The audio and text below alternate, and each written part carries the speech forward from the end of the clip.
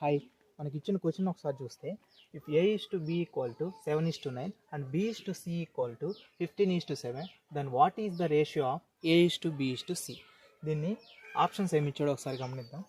35:45:21, option B 35:45:28, option C 42:54:21, option D 30:45:21.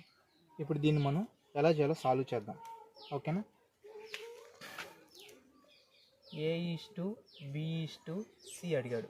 ఓకేనా? A is to B is to C అడిగాడు, కానీ మనకి A is to B ఎంత ఇచ్చాడు? 7:9 ఇచ్చాడు. A is to B 7:9. Next B is to C ఎంత ఇచ్చాడు? 15:7. సో A ఇక్కడ ఇవ్వలేదు కాబట్టి 15:7. ఓకే, ఇప్పుడు 9కి ముందు ఏం లేదు కాబట్టి ఇక్కడ 9 తీసుకోండి. 15కి ముందు ఏం లేదు కాబట్టి ఇక్కడ కూడా 15 తీసుకోండి. ఓకేనా? ఇప్పుడు మల్టిప్లై చేయండి. 7 × 15, 9 × 15, 9 × 7. క్యాన్సిల్ అయ్యేటివి ఏమైనా ఉంటే క్యాన్సిల్ చేసేయండి. 3 5 టైమ్స్, 3 5 టైమ్స్, 3 3 టైమ్స్, 7 5 35, 9 5 45, 3 7 21. సో 35:45:21 ఏ ఆప్షన్లో ఉంది? Option number 1. ఓకేనా?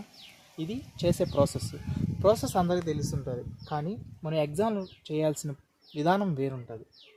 ఎగ్జామ్లో ఎలా చేయాలంటే ఈ ప్రాబ్లమ్ని చూడండి.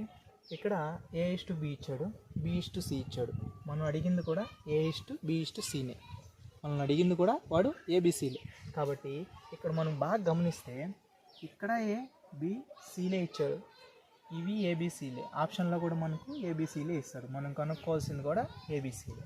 అయితే మనం ఎలా కనుక్కుంటాం? ఈ ప్రాసెస్ అంతా చేయకుండా ఇక్కడ A is to B ఎంత ఇచ్చాడు? 7:9.